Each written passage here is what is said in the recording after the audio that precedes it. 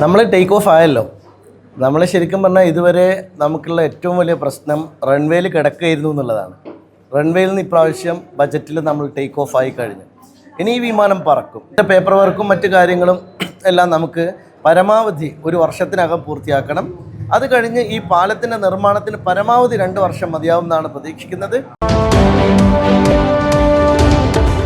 16 വർഷക്കാലത്തോളമായിട്ടുള്ള ഈ നാടിന്റെ വലിയ ചിരകാല അഭിലാഷമായ സ്വപ്ന പദ്ധതി പെരിന്തൽമണ്ണ ഓരാടം പാലം മാനത്തുമംഗലം ബൈപ്പാസ് അങ്ങനെ കാത്തിരിപ്പിനൊടുവിൽ UDF സർക്കാരിന്റെ ആദ്യ ബജറ്റിലൂടെ സ്വപ്ന സാക്ഷാത്കാരത്തിലേക്ക്. സംസ്ഥാന സർക്കാരിന്റെ ആദ്യ ബജറ്റിൽ ഓരാടം പാലം മാനത്തുമംഗലം ബൈപ്പാസ് പദ്ധതിക്കായി പ്രാരംഭഘട്ട നടപടികൾക്കായി 10 കോടി രൂപയാണ് അനുവദിച്ചിട്ടുള്ളത്.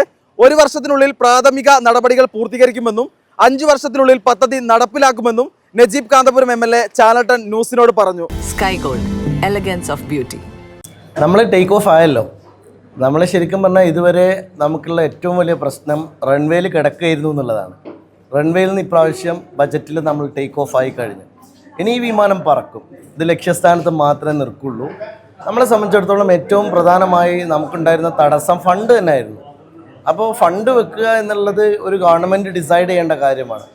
കഴിഞ്ഞ 5 വർഷം ഞാൻ തുടർച്ചയായി, നിങ്ങൾക്ക് ബജറ്റിലെ രേഖകൾ പരിശോധിച്ചാൽ മനസ്സിലാവും, എല്ലാ വർഷവും നമ്മൾ റിക്വസ്റ്റ് ചെയ്തതാണ്. കഴിഞ്ഞ 4 ബജറ്റിലും ടോക്കൺ പ്രൊവിഷൻ മാത്രമായി അതിനെ ചുരുക്കി കളഞ്ഞു. ഒരു നയാ പൈസ പോലും ഇടതുപക്ഷ സർക്കാർ നമുക്ക് നൽകിയില്ല. നിങ്ങൾ ആലോചിക്കേണ്ടത് ഒരു കാര്യം നടക്കാൻ 1 മാസം മതി എന്നാണ്. അപ്പോൾ 16 വർഷം മുമ്പ് തുടങ്ങിയ ഒരു പദ്ധതി അതിന് ചിറക് വെക്കാൻ 1 മാസം മതി. അതാണ് ഒരു എഫിഷ്യൻ്റായ ഗവൺമെൻറ്റിൻ്റെ പ്രത്യേകത. VD സതീശൻ കേരളത്തിൻ്റെ മുഖ്യമന്ത്രിയായത് എത്രമാത്രം പ്രത്യാശാ നിർഭരമാണെന്ന് പെരിന്തൽമണ്ണയിലെ ഒരു പ്രൊജക്റ്റ് മാത്രം നോക്കിയാൽ മതി.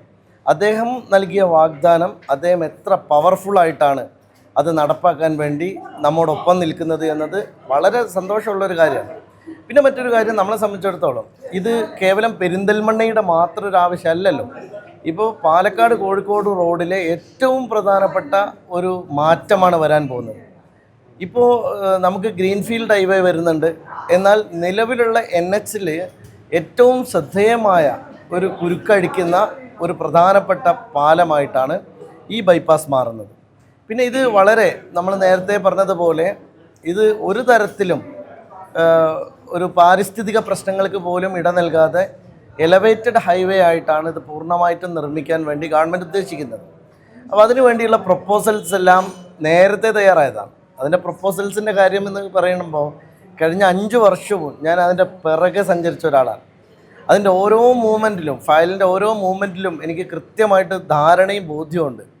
ഇപ്പോൾ ഏറ്റവും ഒടുവിൽ നമ്മൾ ഇപ്പോൾ നമ്മുടെ റെയിൽവേയുടെ അനുമതിക്ക് വേണ്ടി CE ഓഫീസിൽ നമ്മുടെ ഏറ്റവും പുതിയ ഇലവേഷൻ അടക്കം നമ്മൾ സമർപ്പിച്ച് CE അതിൽ അപ്രൂവൽ നൽകി. ഇനി അത് നമ്മൾ നേരെ നമ്മുടെ റെയിൽവേക്ക് കൊടുക്കുകയാണ്. അപ്പോൾ സതേൺ റെയിൽവേയുടെ അനുമതി ലഭ്യമാകുന്നതോടെ ഈ 10 കോടി രൂപ നമുക്ക് റെയിൽവേ ലാൻഡ് അക്വിസിഷന് വേണ്ടി ഉപയോഗിക്കാൻ സാധിക്കും. പിന്നെ ROB ROBക്കും ഗവൺമെൻറ് പൈസ നിക്ഷേപിച്ച് ROB ഉണ്ടാക്കുന്നത് ശരിക്കും റെയിൽവേയുടെ അനുമതിയോടെയാണ്. അപ്പോൾ ഇത്തവണ നമ്മൾ അതിനു വേണ്ടിയുള്ള ഒരു ഫണ്ട് കൂടി ഇതിൻ്റെ പിന്നാലെ വരുമെന്നാണ് ഞാൻ പ്രതീക്ഷിക്കുന്നത്, ഉണ്ടാവും. അതോടൊപ്പം നമുക്ക് ഏതാണ്ട് 80 കോടി രൂപയാണ് എസ്റ്റിമേറ്റ് ചെയ്തിരിക്കുന്നത് അക്വിസിഷന് വേണ്ടി. അതുപോലെ നമുക്കിനി പല ഏജൻസികളെയും ഇതിലോട് ചേർത്ത് നമുക്ക് കൊണ്ടുപോകാൻ കഴിയും. കേന്ദ്ര സഹായം നമുക്കിതിലേക്ക് പൂൾ ചെയ്യാൻ കഴിയും. അതുപോലെ വ്യത്യസ്ത ഏജൻസികൾ നമുക്കിതിൻ്റെ പാർട്ടാക്കാൻ കഴിയും. 400 കോടിയാണ് എസ്റ്റിമേറ്റഡ് പ്രൊജക്റ്റ് വിചാരിക്കുന്നത്. അപ്പോൾ എന്തായാലും വരുന്ന 5 വർഷത്തിനകം UDFൻ്റെ ഗവൺമെൻറ് ഇനിയും തുടരും, അതിൽ സംശയമില്ല. പക്ഷേ 1ാം VD സർക്കാരിൻ്റെ കാലത്ത് തന്നെ ആ പാലം ബൈപ്പാസ് നമ്മൾ ഉദ്ഘാടനം ചെയ്യും.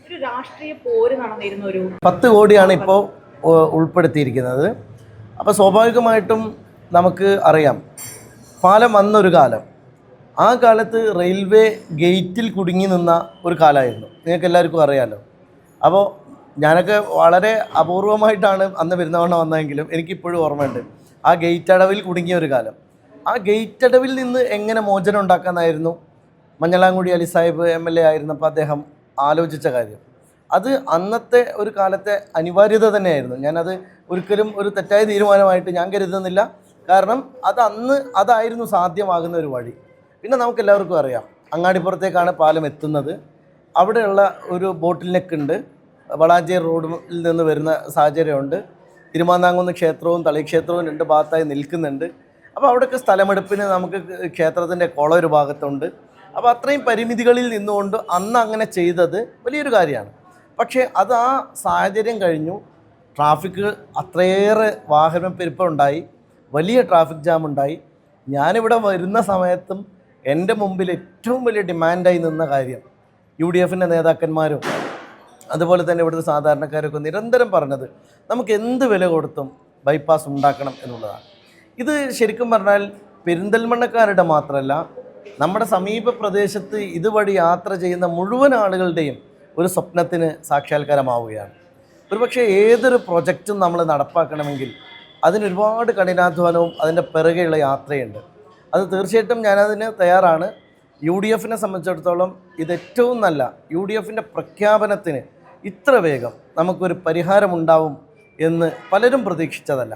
പിന്നെ എനിക്ക് വ്യക്തിപരമായൊരു സന്തോഷം ഇക്കാര്യത്തിലുള്ളത് ബഹുമാന്യനായ നമ്മുടെ മുഖ്യമന്ത്രി, അന്നത്തെ പ്രതിപക്ഷ നേതാവ് പുതുയുഗ യാത്രയുമായി ഇവിടെ വന്നപ്പോൾ ഏറ്റവും വലിയൊരു സ്വീകരണം അദ്ദേഹത്തിന് ഇവിടെ നൽകിയപ്പോൾ അദ്ദേഹം പറഞ്ഞ ഒരു പ്രധാനപ്പെട്ട വാക്കുണ്ട്. ആ വാക്ക് ഈ പെരിന്തൽമണ്ണയ്ക്ക് വേണ്ടതെല്ലാം തീർച്ചയായും നൽകുമെന്നാണ്. തെരഞ്ഞെടുപ്പ് പ്രചരണത്തിനിടയിൽ അദ്ദേഹം വീണ്ടും വന്നു. അന്ന് അദ്ദേഹം പറഞ്ഞു, നിങ്ങളുടെ ഒന്നാമത്തെ പ്രയോറിറ്റി ഓരോടം പാലം മാനത്തുമംഗലം ബൈപ്പാസ് ആണെങ്കിൽ അത് ആദ്യ ബജറ്റിലുണ്ടാകും. ആ ബജറ്റിൽ വന്നു എന്നത് മാത്രമല്ല ഇതിൻ്റെ പ്രത്യേകത. സാധാരണ ബജറ്റിൽ ആയിരക്കണക്കിന് പദ്ധതികൾ വരും. പക്ഷേ ഈ പദ്ധതി വന്നിരിക്കുന്നത് മുഖ്യമന്ത്രിയുടെ ബജറ്റ് പ്രസംഗത്തിലാണ്. ബജറ്റ് പ്രസംഗത്തിൽ മുഖ്യമന്ത്രി ഒരു കാര്യം പറയുക എന്ന് പറഞ്ഞാൽ സ്റ്റേറ്റിൻ്റെ ഇമ്പോർട്ടൻ്റായ കാര്യങ്ങളാണ് പറയുക. ഒരു സംസ്ഥാനത്തിൻ്റെ പ്രധാനമായ കാര്യങ്ങളാണ് ബജറ്റ് പ്രസംഗത്തിലുണ്ടാവുക. അപ്പോൾ ബജറ്റ് പ്രസംഗത്തിൽ ഉൾപ്പെടുത്തി ഇതിൻ്റെ പ്രാധാന്യം അത്രയേറെ മുന്നോട്ട് കൊണ്ടുവന്ന മുഖ്യമന്ത്രിക്ക്, ബഹുമാന്യനായ മുഖ്യമന്ത്രിക്ക് ഈ നാടിൻ്റെ ആദരവ് പറയാൻ കൂടി ഞാൻ ഈ അവസരം ഉപയോഗിക്കുകയാണ്. ഇപ്പോൾ ഇതിൻ്റെ പേപ്പർ വർക്കും മറ്റു കാര്യങ്ങളും എല്ലാം നമുക്ക് പരമാവധി 1 വർഷത്തിനകം പൂർത്തിയാക്കണം. അത് കഴിഞ്ഞ് ഈ പാലത്തിൻ്റെ നിർമ്മാണത്തിന് പരമാവധി 2 വർഷം മതിയാവും എന്നാണ് പ്രതീക്ഷിക്കുന്നത്. ഏറി വന്നാൽ 5 വർഷം അതിനകത്ത് നമ്മളുടെ ഈ പാലം തുറന്നു കൊടുക്കാൻ സാധിക്കുന്ന സംവിധാനം ഉണ്ടാകും. വെഡിങ് സ്റ്റൈലിംഗ് എനിക്ക് പാഷനും പ്രൊഫഷനുമാണ്. സ്വന്തം ഫ്രണ്ട്സിന്റെ വിവാഹമാകുമ്പോൾ അതെനിക്ക് പേഴ്സണലും. ഷാഹിനയ്ക്ക് ആന്റിക് നെക്ലസ് സെറ്റ്, കീർത്തിക്ക് ട്രഡീഷണൽ നഗാസ് കളക്ഷൻ, സാരയ്ക്കായി simple and classy diamond set. ഓരോ വധുവിലും ഓരോ സ്വപ്നമുണ്ട്. അതാണ് ഞാൻ സ്കൈ ഗോൾഡിൽ കാണുന്നത്. Sky Gold, elegance of beauty.